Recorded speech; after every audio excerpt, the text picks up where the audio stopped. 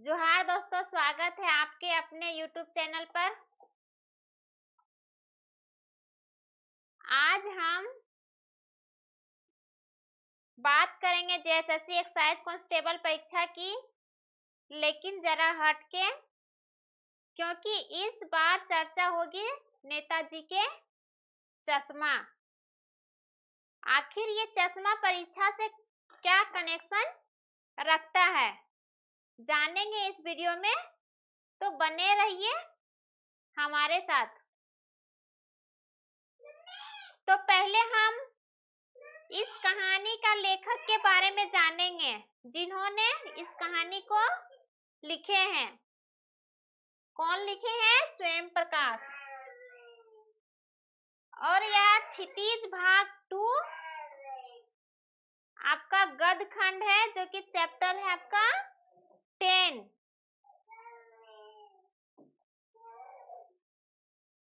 स्वयं प्रकाश का जन्म सन 1947 में इंदौर, मध्य प्रदेश में हुआ। मैकेनिकल इंजीनियरिंग की पढ़ाई करके एक औद्योगिक प्रतिष्ठान में नौकरी करने वाले स्वयं प्रकाश का बचपन और नौकरी का बड़ा हिस्सा राजस्थान में बीता। फिलहाल स्वेच्छेक सेवानिवृत्ति के बाद ये भोपाल में रहते हैं और वसुधा पत्रिका के संपादन से जुड़े हैं। 8वें दशक में उभरे स्वयं प्रकाश आज समकालीन कहानी के महत्वपूर्ण हस्तक्षेप हैं। उनके 13 कहानी संग्रह प्रकाशित हो चुके हैं, जिनमें सूरज कब निकलेगा, जिनमें सूरज कब निकलेगा, आएंगे अच्छे दिन भी, आएंगे अच्छे दिन भी, और आदमी जात का आदमी और संधान उल्लेखनीय है। उनके बीच में विनय और ईद ना उपन्यास चर्चित रहे हैं। उन्हें पहल सम्मान, बनमाली पुरस्कार, राजस्थान साहित्य एकेडमी पुरस्कार आदि पुरस्कारों से पुरस्कृत किया जा चुका है। मध्य वर्गीय जीवन के कुशल बीतों स्वयं प्रकाश की कहानियों में वर्ग शोषण के विरुद्ध चेतना है, तो हमारे सामाजिक जीवन में जाति, संप्रदाय और लिंग के आधार पर हो रहे भेदभाव के खिलाफ प्रतिकार का स्वर भी है। रोचक किस्सागोई शैली में लिखी गई उनकी कहानियों हिंदी की वाचिक परंपरा को समृद्ध करती है। अब आएंगे हम नेताजी का चश्मा, जो कहानी का नाम है।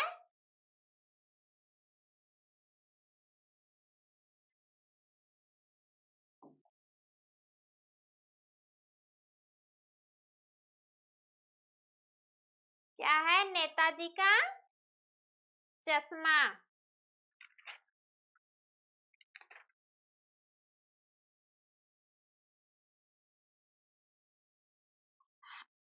हवलदार साहब को हर 15वें दिन कंपनी के काम के सिलसिले में उस कस्बे से गुजरना पड़ता था। किनको गुजरना पड़ता था? हवलदार साहब को।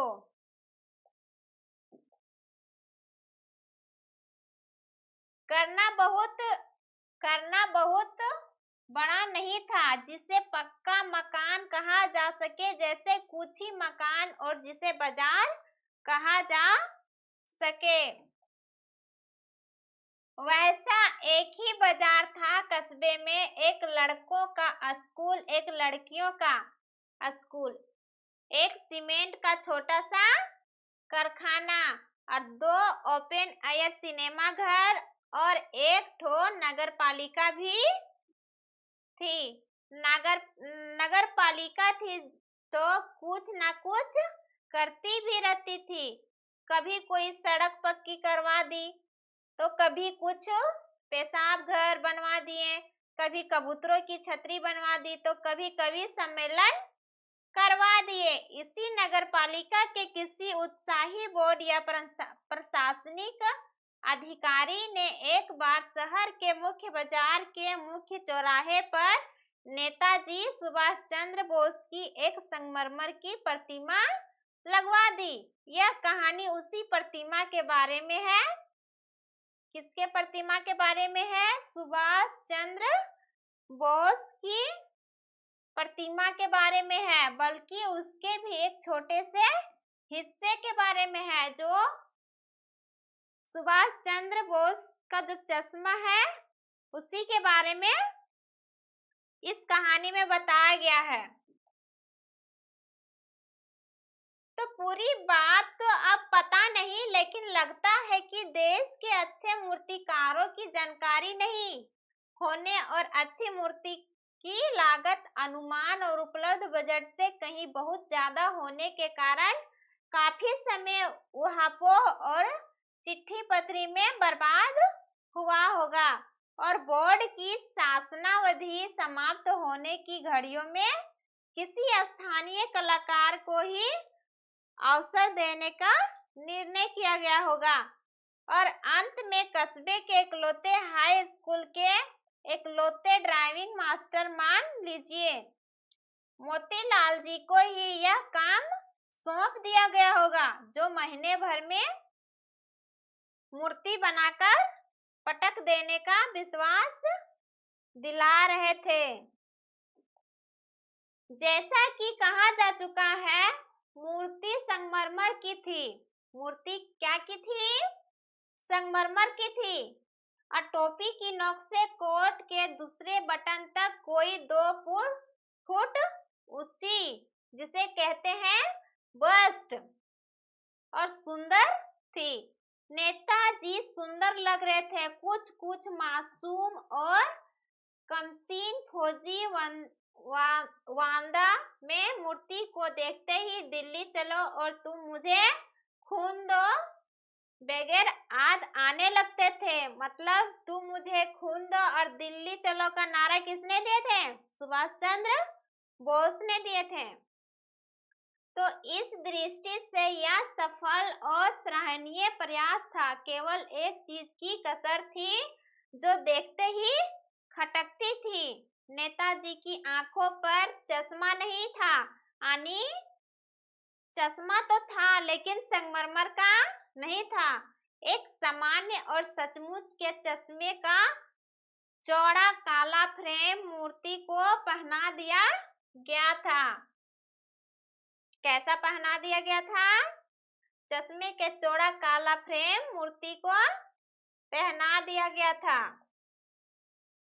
तो हवलदार साहब जब पहली बार इस कस्बे से गुजरे और चौराहे पर पान खाने रुके, तभी उन्होंने इसे लक्षित किया और उनके चेहरे पर एक कौतुक भरी मुस्कान फैल गई। वह भाई, यह आइडिया भी ठीक है। मूर्ति पत्थर की लेकिन चश्मा रियल की। तो जीप कस्बा छोड़कर आगे बढ़ गई। कौन बढ़ गई? हवलदार साहब। तब भी हवलदार साहब इस मूर्ति के बारे में ही सोचते रहे। आगे बढ़ के भी हवलदार साहब मूर्ति के बारे में सोचते रहे और अंत में इस निष्कर्ष पर पहुंचे कि कुल मिलाकर कस्बे के नागरिकों को यह प्रयास सराहनीय ही कहा जाना चाहिए। महत्व मूर्ति के रंग, रूप या कद का नहीं, उस भावना का है। वरना तो देशभक्ति भी आजकल मजाक की चीज होती जा रही है। तो दूसरी बार जब हवलदार साहब उधर से गुजरे तो उन्हें मूर्ति में कुछ अंतर दिखाई दिया। जब दूसरी बार जब हवलदार साहब उधर से गुजर रहे थे तो मूर्ति में कुछ अंतर दिखाई दिया। क्या अंतर दिखाई दिया? तो इस कहानी में पता चलेगा। ध्यान से देखा तो पाया कि चश्मा दूसरा है। पहले मोटे फ्रेम वाला चौकोर चश्मा था, अब तार के फ्रेम वाला गोल चश्मा है। पहले कैसा था? फ्रेम वाला चौकर चश्मा था, चौकर, और अब तार के फ्रेम वाला गोल चश्मा है।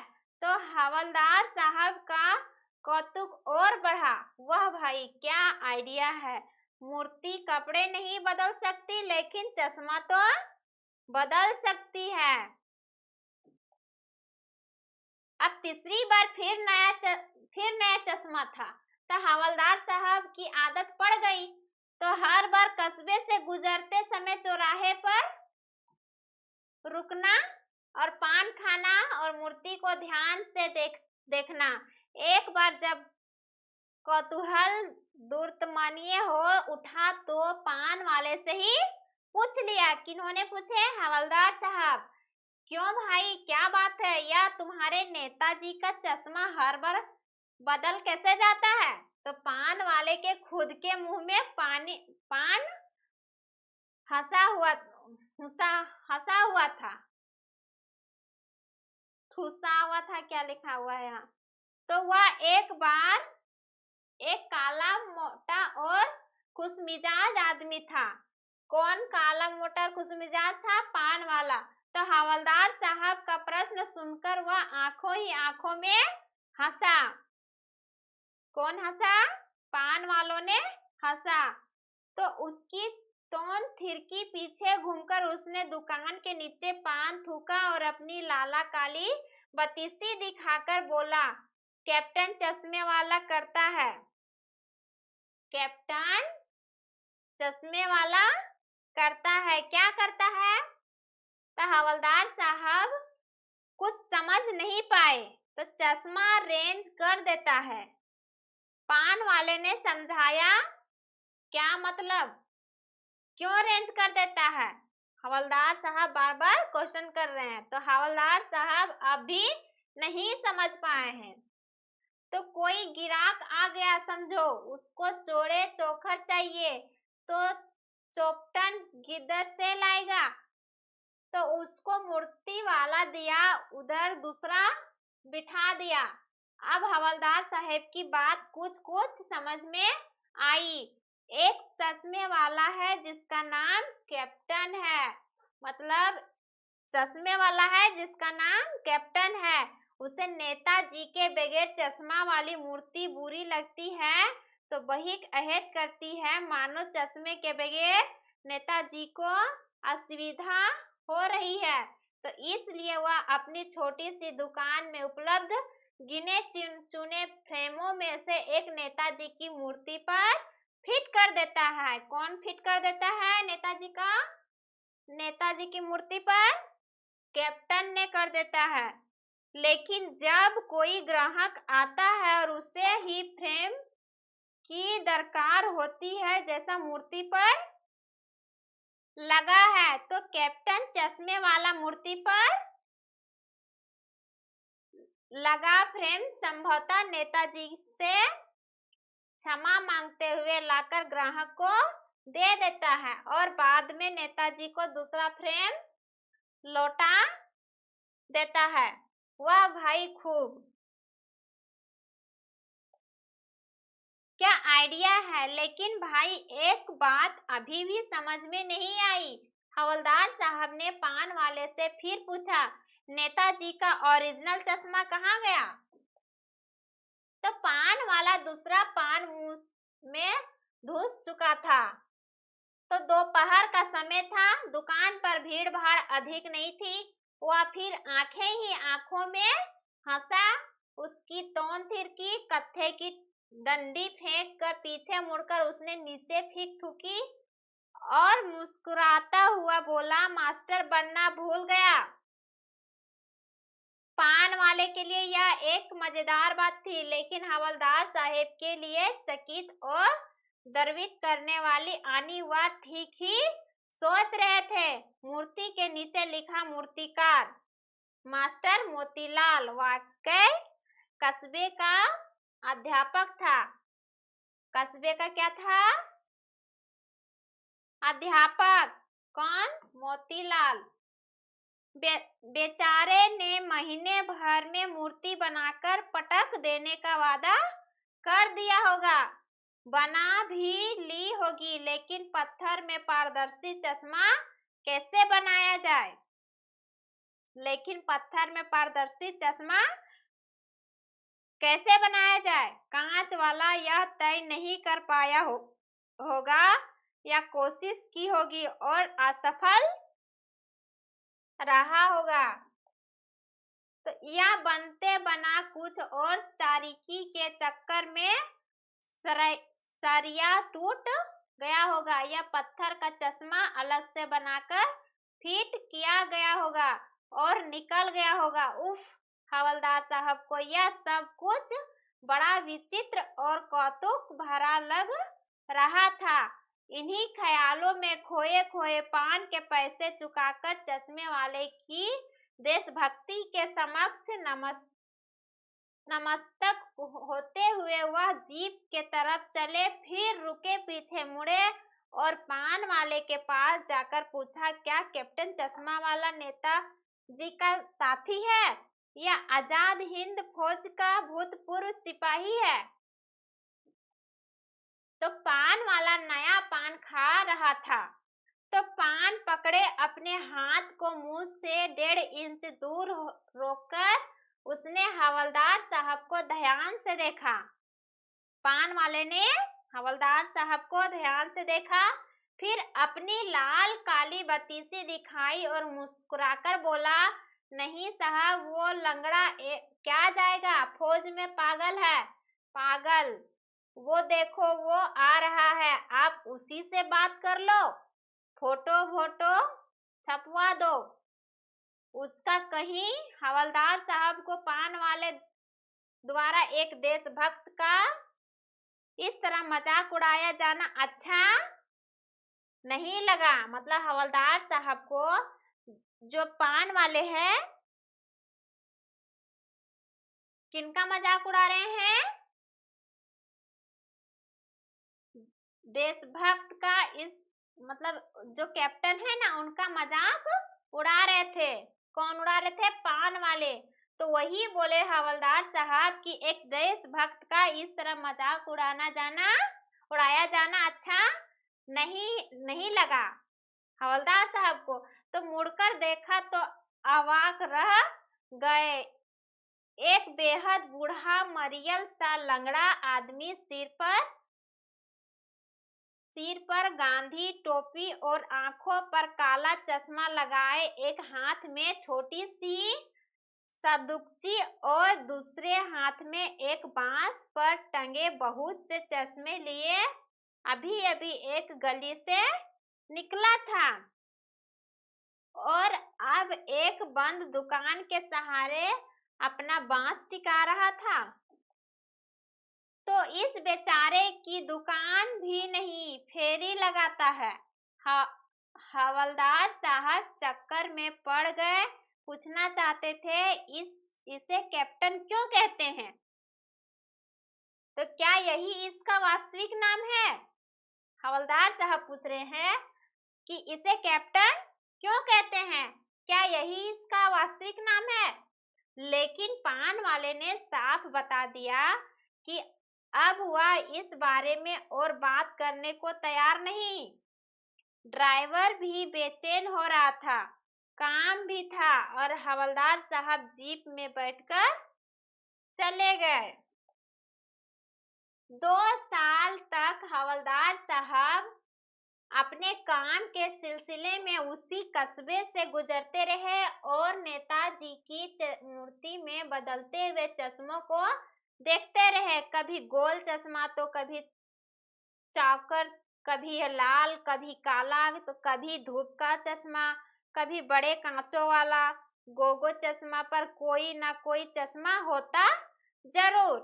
तो उस धूल भरी यात्रा में हवलदार साहब को कौतुक और प्रफुल्लता के कुछ क्षण देने के लिए फिर एक बार ऐसा हुआ कि मूर्ति को चेहरे पर कोई भी कैसा भी चश्मा नहीं था।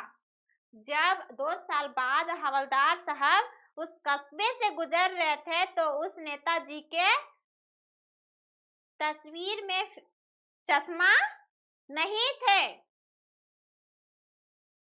तो उस दिन पान की दुकान भी बंद थी। उस दिन पान की दुकान भी बंद थी। तो चौराहे की अधिकांश दुकानें बंद थी और चौराहे के अगल बगल भी जो भी दुकानें थी वो भी बंद थी। तो अगली बार मूर्ति की आंखों पर चश्मा नहीं था। तो हवलदार साहब ने पान खाया और धीरे से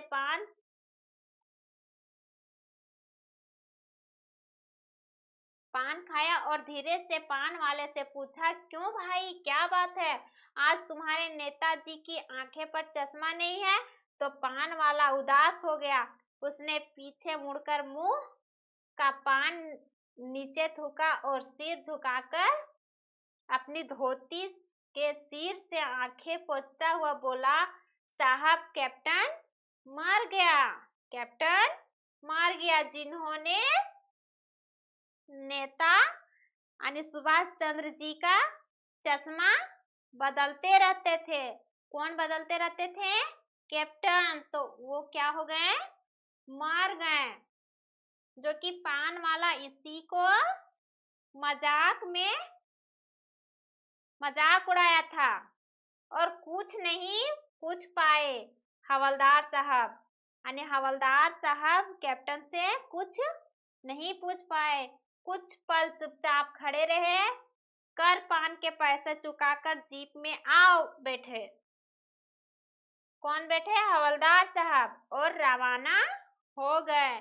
तो बार बार सोचते क्या होगा उस कौम का जो अपने देश की खातिर घर गृहस्थी, जवानी, जिंदगी सब कुछ होम देने वालों पर भी हंसती है और अपने लिए बिकने के मौके ढूंढती है। दुखी हो गए। 15 दिन बाद फिर उसी कस्बे से गुजरे कस्बे में घुसने से पहले ही ख्याल आया कि कस्बे के हृदय स्थली में सुभाष की प्रतिमा अवश्य ही प्रतिष्ठित होगी, लेकिन सुभाष की आंखों पर चश्मा नहीं होगा क्योंकि मास्टर बनाना भूल गया और कैप्टन मर गया। सोचा आज वहां रुकेंगे नहीं, पान भी नहीं खाएंगे, मूर्ति की तरफ देखेंगे भी नहीं, सीधे निकल जाएंगे। और ड्राइवर से कह दिया चौराहे पर रुकना नहीं, आज बहुत काम है। पान आगे कहीं खा लेंगे, लेकिन आदत से मजबूर आंखें चौराहा आते ही मूर्ति के तरफ उठ गई।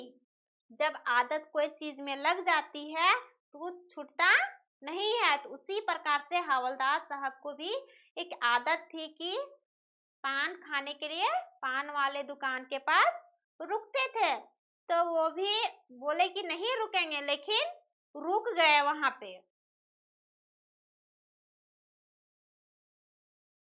और कुछ ऐसा देखा कि चीखे यानी पान आगे कहीं खा लेंगे। वो हवलदार साहब ड्राइवर को बोला। तो लेकिन आदत से मजबूर आंखें चौराहा आते ही मूर्ति की तरफ उठ गई। कुछ ऐसा देखा कि चीखे रोको। जीप स्पीड में थी। ड्राइवर ने जोर से ब्रेक मारे और रास्ता चलते लोग देखने लगे। जीप रुकते ना रुकते हवलदार साहब जीप से कूदकर तेज तेज कदमों से मूर्ति की तरफ लपके और उसके ठीक सामने जाकर अटेंशन में खड़े हो गए। मूर्ति की आंखों पर सरकंडे से बना छोटा सा चश्मा रखा हुआ था, जैसा बच्चे बना लेते हैं। हवलदार साहब भावुक है। इतनी सी बातों पर उनकी आंखें भर आई, मतलब आंसू आने लगी हवलदार साहब के आंखों से। तो ये आपका था नेताजी का चश्मा की कहानी। तो इसका सारांश निकलता है कि चारों ओर सीमाओं में घिरे भूभाग का नाम ही देश नहीं होता। देश बनता है उसमें रहने वाले सभी नागरिकों, नदियों, पहाड़ों, पेड़ पौधों और वनस्पतियों, पशु पक्षियों से और इन सब से प्रेम करने तथा इनकी समृद्धि के लिए प्रयास करने का नाम देशभक्ति है। नेताजी का चश्मा कहानी कैप्टन चश्मे वाले के माध्यम से देश के करोड़ों नागरिक के योगदान को रेखांकित करती है, जो इस देश में निर्माण में अपने अपने तरीके से सहयोग करते हैं। तो कहानी यह कहती है कि बड़े ही नहीं, बच्चे भी इसमें शामिल हैं। तो ये आपका था नेताजी का चश्मा की कहानी। तो दोस्तों, आज हमने